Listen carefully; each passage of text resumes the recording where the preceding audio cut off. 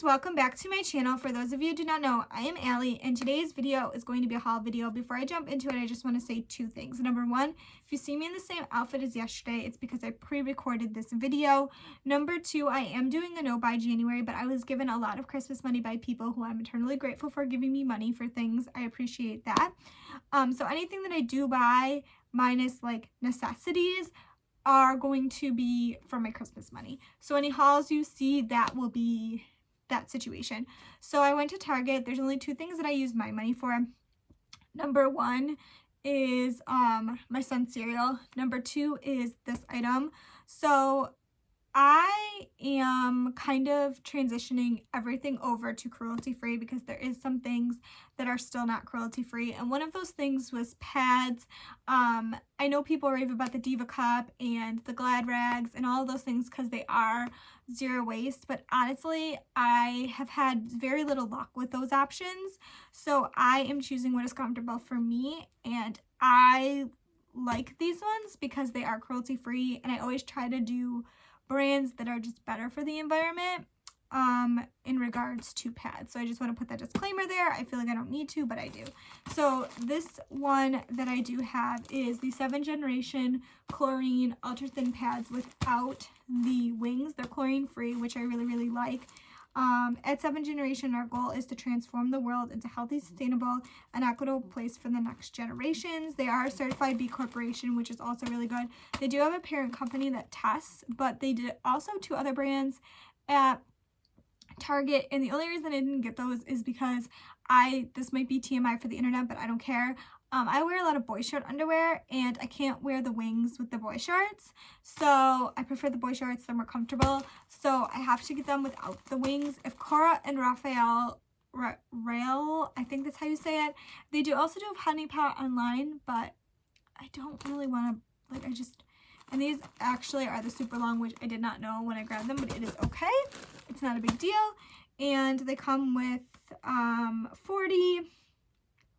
43% of per pack is donated to 1 million packs per year. 0 fragrances, deodorants, chlorine packs. Just basically, our period products provide leak protection that works without the use of raylons and deodorants. Plus, since they are free from fragrances, you don't have to worry about exposing your most sensitive skin to the unnecessary chemicals. These pads are made to care for you and for the earth. By avoiding chlorine, whiteners, and the absorbent material in our pads, we help pave the way, prevent harmful toxins from the waterways. The ultra thin pads feature our innovative profit design with comforts to your body and I have no issues with this brand. Again, it should be noted that 7th generation does have a company that tests, but I do really like this. So now moving on to the stuff that I bought with Christmas money, and honestly, I'm kind of a nerd, but this is what I bought. So the first thing is Rachel Hollis's Start Today notebook. I do use her Start Today journal that's not over here, but I plan on using this the same way that I use my Start Today journal. I'm going to I'm almost running out of pages. This is why I had to buy a new one. I'm disappointed that Target didn't have the Start Today journal, but they have it online. I just didn't want to pay for it to get shipped to me. So obviously the date, and then I'm going to use it the same way where you write 5 things that you're grateful for, and then I'm going to write out my 10 goals for 2021, which you will see in my vision board video. That's what I'm trying to say. So there's that, and the next is 2 books because I can't go into Target and go into that aisle where the Start Today journal is, which is buy their books and not buy books. So the first one is actually a Too Cool for Middle School recommendation. She talked about this before, and it's I'm Not Your Perfect Mexican Daughter, which says, the back says, perfect Mexican daughters do not go away to college. They do not move out of their parents' houses after high school graduation. Perfect Mexican daughters never abandon their family. But Julie is not your perfect American daughter. That was her sister Olga's role. Then a tragic accident leaves Olga dead and Julia resembling the shattered pieces of her family, and no one seems to acknowledge that Julie is broken too. Instead, her mother channels her grief into pointing out every possible way Julia has failed. But it's not long before Julia suspects that Olga might not have been as perfect as everyone thought. With the help of her best friend Lorena and her first love, first everything, Connor, Julia is determined to uncover the truth. Was Olga really what she seemed, and how can Julia even attempt to live up to the seemingly impossible ideal?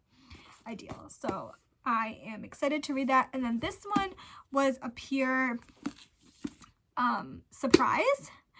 And I felt this would be perfect for young adults. I'm going to read it and like give you guys like some feedback on that. I am going to be doing videos this year about the books I read, just because I do have a reading goal this year. So if you're interested in those, let me know.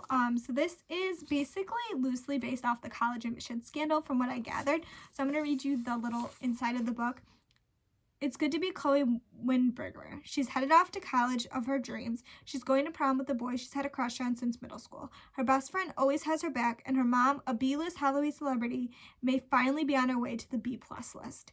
It was good to be Chloe Windberger. At least it was until the FBI came knocking on her front door, guns at the ready, and her future went up in smoke. Now her mom is arrested in a massive admissions bribery scandal. Chloe, too, might be facing charges, and even behind bars. The public is furious, the press is rampant, and the U.S. attorney is out for blood. Chloe must reckon not only with the truth of what happened, but also with the examination of her own guilt. Why did her parents think the only way for her to succeed was to cheat for her?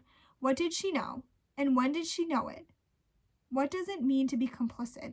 Admission is an invasive, of-the-moment novel that peeks in the private lives of the hyper-competitive and the hyper-privileged and takes on the scandal that rocked the country. And this is by Julia Buxbaum. I've never read anything by her, but I thought this would be really, really, really good book, young adult. And I felt that it was like really fitting with the times, and I feel like it really it's a conversation we need to have. At the end of the day, I know I am speaking from a place of privilege, and I know people will call me out for it, but I didn't grow up rich, and, you know, not for nothing, it never crossed my mind to cheat to get my way to college. I'm taking out student loans, I'm paying my own way for it, so I feel like this is a conversation that we need to have across the board, and I feel like people forget that part of, okay, so I'm going to start off by prefacing this, that I was 100% a Lori Loughlin fan. She was the one celebrity. I loved her in Full House. I was torn on this for a very long time. But I have really just been, doing a lot of work on myself this year. And I think people forget that the issue with Lori Loughlin and Olivia Jade, and that was the other thing, like Olivia Jade's Red Table Talk. I just want to say that I love the place that she was coming from and her vulnerability, but I also feel like she missed a point to acknowledge that, like, she acknowledged it was wrong, but she also could have, like, acknowledged that, like, the reality of the situation is that, like, she posed as a rower.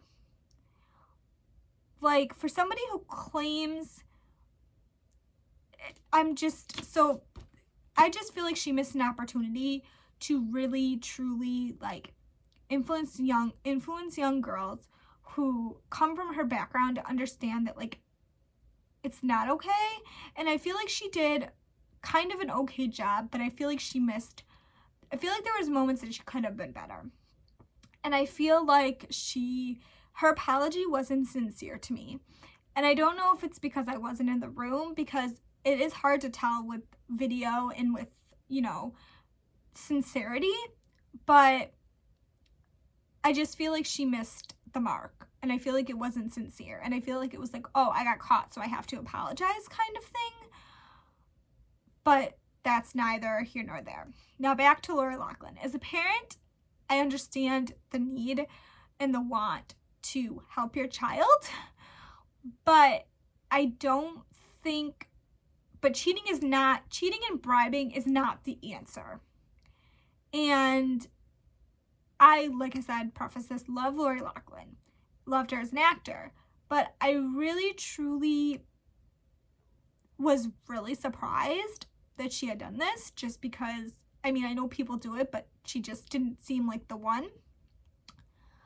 But again, I feel like the issue with her is that, like, yes, she's paying the crime, but is she really doing the punishment that fits the crime? It just goes to show that money can get you out of things, and that's not necessarily fair, but it's unfortunate how it works. Number two, if she comes out of this and tries to get her career back, I really feel like she needs to acknowledge the fact that, you know, as somebody who has seen firsthand the disadvantages in education in regards to minorities, you just took a spot from somebody who's working so hard to get out of it. So I really felt like this was a good book and a good conversation starter, especially for high school, because I feel like that's where a lot of our conversation about this needs to happen, is in high school and maybe even middle school. I don't know if elementary. So I just want to preface this by saying that I'm early elementary and I'm kindergarten, and sometimes I don't know, like, certain conversations, I don't want to say I avoid, but I don't know if they're like really age appropriate.